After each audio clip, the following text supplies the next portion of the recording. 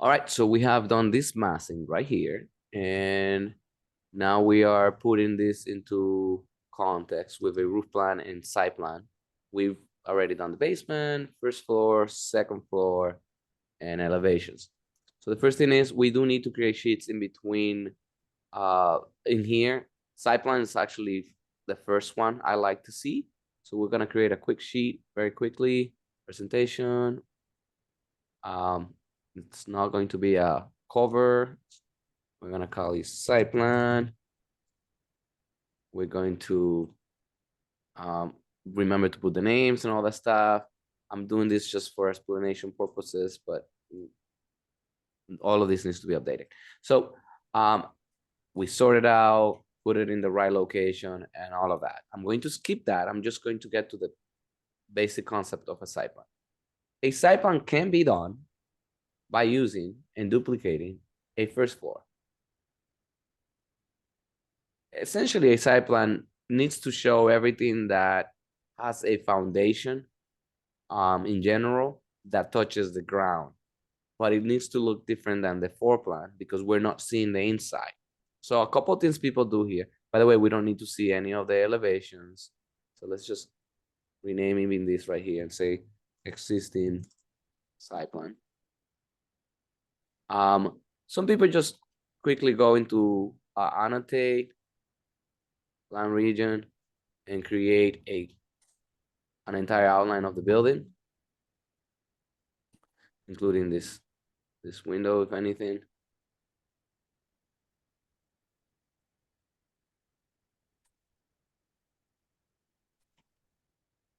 Now I'm doing a quick and dirty, but you will spend more time cleaning it than me. And clean all of that stuff. And clean all of that stuff. Decks are included also. This one for some reason is not covering it. But the point is that it needs to cover it. So I don't know why this is not covering it. That's weird.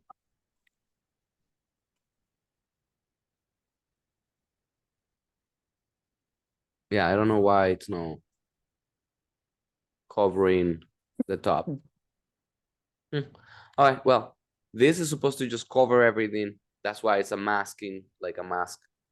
But let's just find another one. I mean, I did this, right? Let me see. Yeah, it's not covering it. I'm not sure why. Maybe something wrong with BG and detail items.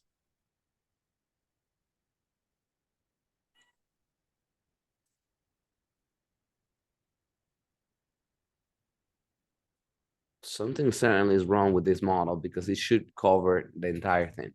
So I am not sure what it is, but there's another way around it. Try a fill region instead. Find a white one, solid white one.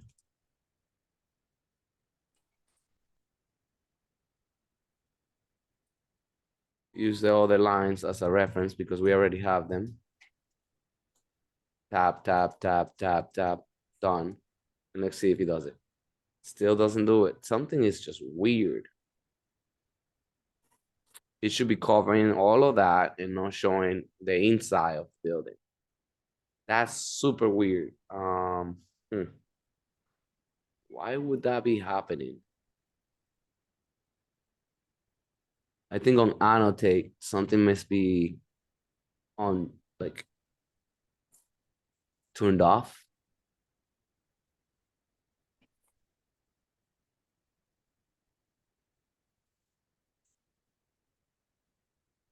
Annotate field regions. Where's field regions? Reference lines.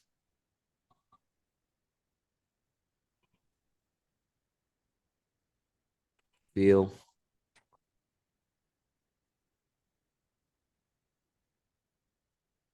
I'm not sure what's going on with this.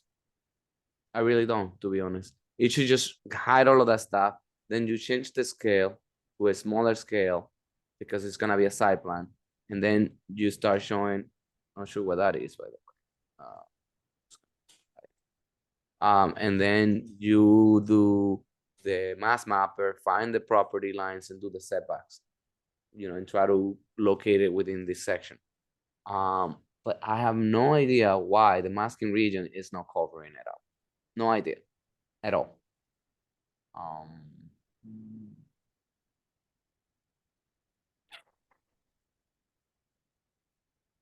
I'm gonna try with the second floor real quick and see.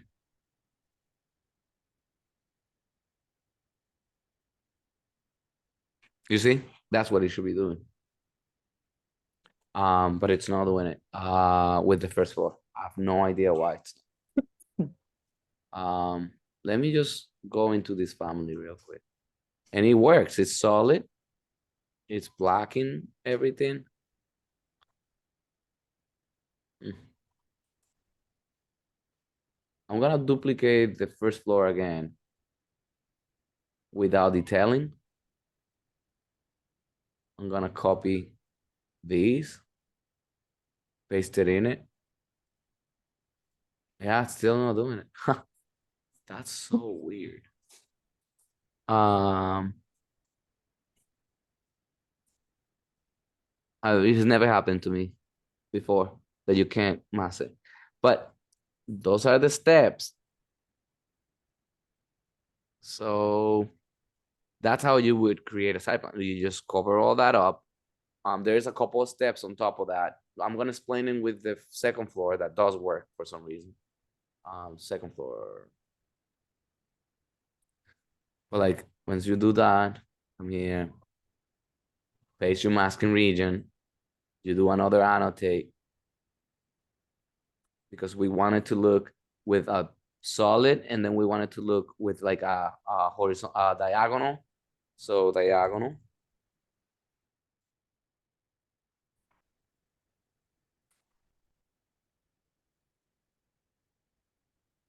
So you use the same boundary and then do an offset of like, that's fine, 3 feet, fine. Make this inside transparent, invisible. And then it looks like this.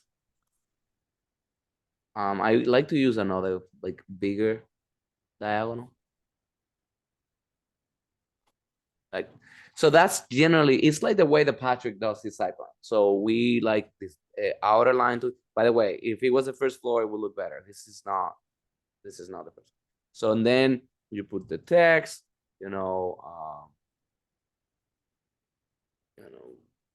with the address like 41 Bates, 16 building. You can use a different type of text. We use 332nd, but in this case, you can make it a little bit bigger, 1/8.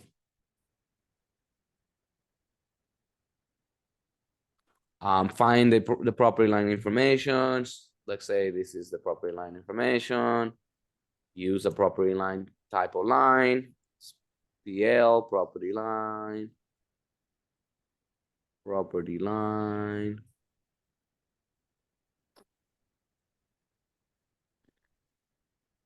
Like that.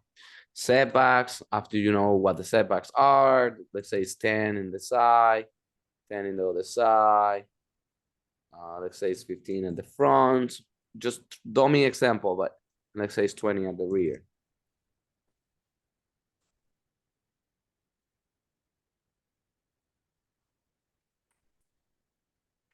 Then you come here, change that to setbacks line, right? And then dimension it. Always the street looking down if possible. This is like a dummy version of it. But with the site plan information, you'd show like, that there's a driveway here. You show if there's any decks, like if there's a deck here, you would show it. If there's a little overhang entrance here, you show it, and you say deck, existing deck, so forth and so forth. You drag that site plan into your sheet.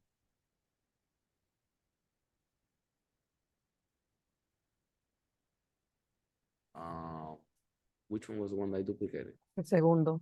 Well, I guess I'm gonna have to duplicate that. because I was just using it, but yeah. Drag it in. Of course, the scale didn't work, so you have to do 1/16. Yeah, that works. We then also drag a little table on from legends that says zoning information. Zoning information.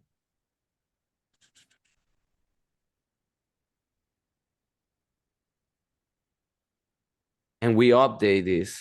Oh, by the way, this is an old one, so that's not the one. I will use, not from that one. I will use one from schedules. Property information. And, I haven't explained how to edit this, but generally you go through the zoning bylaws and change this information for the one that you know. So what's the minimum lot required? What's the minimum lot provided? What's the minimum frontage? Those are the ones that you're going to be using to create these also. So it's a combination of using Mass Oliver or Mass Mapper, it's called the website, which we've already discussed in great length and detail before. Mass Mapper. And a combination of the bylaws of the particular town, in this case, Swampscott zoning bylaws, which we have a PDF version of on our server, but you can always download it anyway. And you go and find the district, particular district. You're gonna also use Patriots property, Swampscott, Mass. This doesn't apply to all towns, but if they do, then you have it. Okay, and you're gonna find that address, 841. Here you go. That's under their name already. That's beautiful. So I click on the parcel ID, shows me this. It tells me the zoning district, zoning A3. So you find zoning A3 right here, and you find all of the things applicable to you on the table of dimensional regulations. That wasn't the table. That was like that the allow uses. There is another one that's like telling you frontage, setback, all of that stuff. And you get it to that level. It's not necessary for us to do the existing conditions on site, but it is part of our step 1, and you have to do it anyways. Okay. Now, how do we create a roof plan? That's another one. So how to create a site plan? This is a dummy version, not accurate, just the process. Repeat the process, but not the exact way. So, and the site plan is just supposed to show everything in the first floor that touches the ground, and the decks also. Even though the decks have like little footings, little columns, you still need to show that. It's everything that touches the ground. That's a very simple, basic version of that. The other thing that we need to do is do a roof plan. A roof plan plays with something called view regions, plan regions. So let's just go to the second floor. Let me just delete this stuff, but don't matter. That's weird, by the way. I don't see the inside. I don't know. So let me just, that was that one. Delete all this stuff. Usually I want to use the uppermost floor, the highest floor that you have to create this. Usually that's what I want. I want the highest floor. Oh yeah, I just remember why I don't see it. It's because I was hiding the roof. But you see the roof right here? So this is the highest floor that we have. We go into elevation and we look for the highest floor. So that's the second floor. That's usually good. So then you're gonna go simply duplicate this one again. Existing roof plan. And you're going to go to your properties bar, view range, edit. Very simple. View range is what controls everything. I went into show. It controls these, and these, and what you're looking at, up or down, up or down. So 1 equals primary top range. That's how high it's going. So you can make these, like say, 50 feet.